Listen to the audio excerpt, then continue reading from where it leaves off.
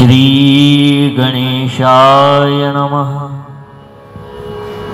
अनुभव आलेंगा पुष्प 17वे।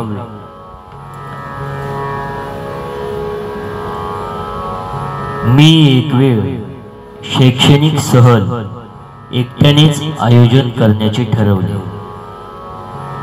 शैक्षणिक संस्था पाहणे हा प्रमुख उद्देश। याशिवाय धार्मिक व औद्योगिक स्थळे यांना भेटी देणे हा दुय्यम उद्देश। एकदा गारगोटी येथील रूरल युनिव्हर्सिटी विषयी माहिती वाचण्यात आली। ग्रामीण विद्यापीठाची मूळ कल्पना गांधीजींची। तशा प्रकारची विश्वविद्यापीठे भारतात एकूण 8 आहेत। त्यापैकी महाराष्ट्रात एक आहे मौनी विद्यापीठ। रायगड जिल्ह्यामध्ये ती असावी। बालवाडीपासून सर्व विषयाच्या MA PhD पर्यंतचे शिक्षण दिले जाते। चित्रकला, कारपेंटरी, नाट्य, कृषी आदी सर्व विषयाचे परिपूर्ण शिक्षण दिले जाते असे वाचले। एक लही होतं। 1974 एप्रिल महिन्यामध्ये 7 दिवसाची रजा घेऊन मी निघालो होतो। तेव्हा मी चिंचोली माळी येथे शिक्षक होतो। जाताना पंढरपूर कोल्हापूर मार्गे गारगोटी, परत सातारा, पुणे, नगर, केज, चिंचोली माळी असा प्रवास नियोजित केला होता। पहिल्या दिवशी पंढरपूर पांडुरंगाचे दर्शन, रात्री 8 वाजता कोल्हापूर महालक्ष्मी देवीचे दर्शन व तिथेच मुक्काम। प्रातर्विधी आटोपून मंदिराबाहेर शैक्षणिक संस्था पाहणे। परंतु संस्था कोणत्या, त्या कुठे आहेत काहीच माहिती नाही। मंदिराशेजारी एक फलक दिसला, भक्ती विद्यापीठ कोल्हापूर। भक्ती ज्ञानाची शाळा असेल का इथे असे मला वाटले। मी आत प्रवेश केला। समोर जाळीदार बॉक्स मध्ये पत्रपेटी होती। त्यात एक पत्र उकलेले होते। पत्राच्या शेवटी जयंत नारळीकर असे होते। याचा अर्थ हे पत्र जयंत नारळीकरांचे होते। त्यांचे प्राथमिक शिक्षण याच शाळेत झाल्याचा उल्लेख या पत्रात होता। माझ्या पायाभूत प्राथमिक शिक्षणाचा पाया येथेच रचला गेला होता, त्याचे आभार मानत त्यात त्यांनी लिहिलेले होते। आज खगोलशास्त्रात विज्ञानात संशोधन करून जागतिक कीर्ती मिळविली, त्याचे मूळ रुजले इथेच। याबद्दल शतशः आभारी आहे। अशा आशयाचे हे पत्र मी वाचले आणि मीही आनंद विभोर झालो। येथे आल्याचे सार्थक झाले असे वाटले। तेथून उद्योगनगरीत जाऊन विश्वास इंजिन कारखाना पाहिला आणि गारगोटीसाठी निघालो।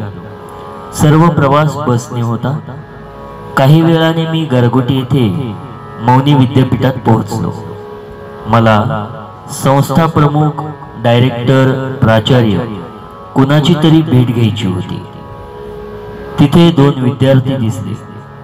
विद्यार्थ्यांचे ते हॉस्टेल होते, तेही पाहून घेतले। एका कक्षेत 2 विद्यार्थी, 2 पलंग, 2 खुर्च्या, 2 टेबल, अभ्यासार्थ अशी सर्व व्यवस्था पाहून आम्ही पुढे सरकलो। डायरेक्टर, प्राचार्य, प्राध्यापक यांची मीटिंग चालू होती।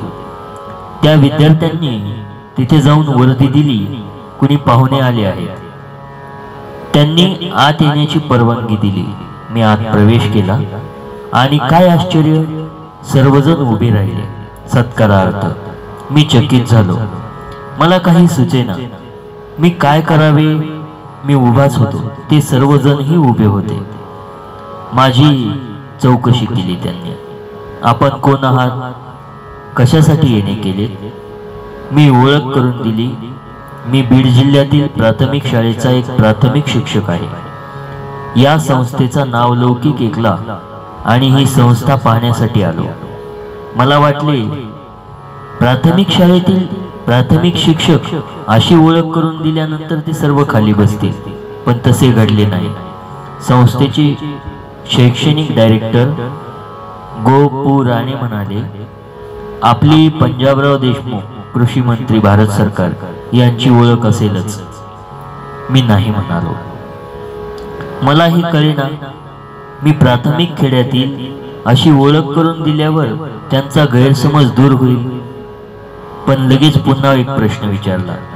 कोल्हापूरचे थोर सामाजिक कार्यकर्ते राजे छत्रपती शाहू महाराज यांची भेट? मी नाही म्हणालो. ही संस्था फार मोठी आहे. कमीत कमी 3 दिवस तरी आपणास मुक्काम करावा लागेल. मी हो म्हणालो.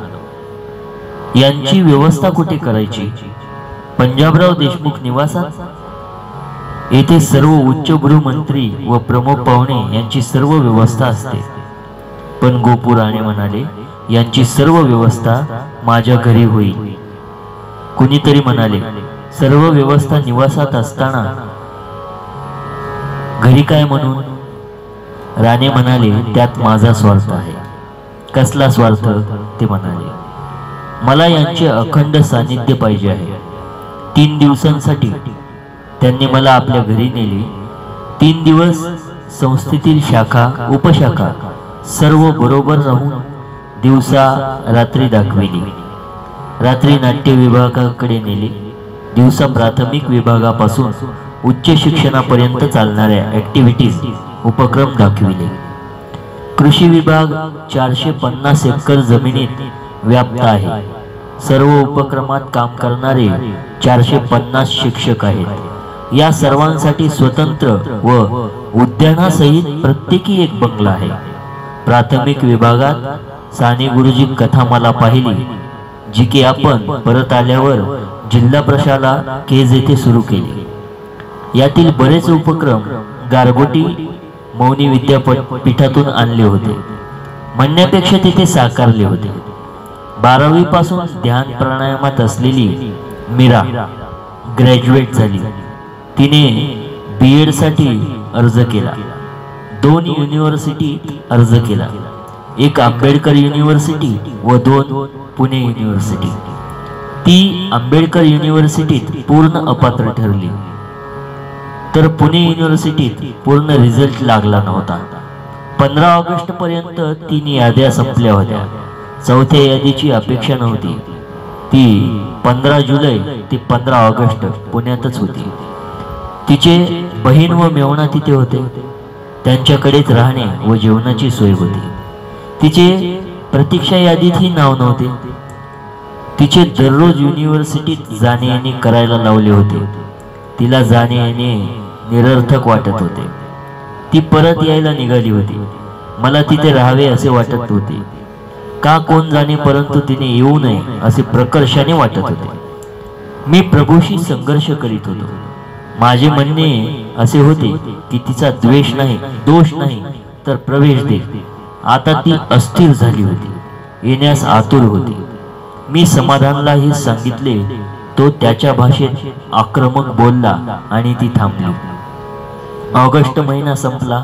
1 सप्टेंबरला तिला ऑर्डर मिळाली, शरद पवारांच्या बारामतीला. ऑर्डर घेताना तिथे एक मॅडम बसली होती. ती म्हणाली, कुठली ऑर्डर आहे? मीरा म्हणाली, बारामतीला. तिथे हॉस्टेलला प्रवेश मिळतो का नाही पाहू. ती ऑर्डर तिने घेतली आणि त्या म्हणाल्या, तुझी सर्व व्यवस्था मी करणार आहे. आपण कोण? मीरा म्हणाली. त्या म्हणाल्या, तुझ्या कॉलेजची मी प्राचार्य आहे. आणि त्या दोघे मिळून नंतर बारामतीला गेल्या. पुढे ही मीरा MA PhD व मास्टर ऑफ PhD झाली.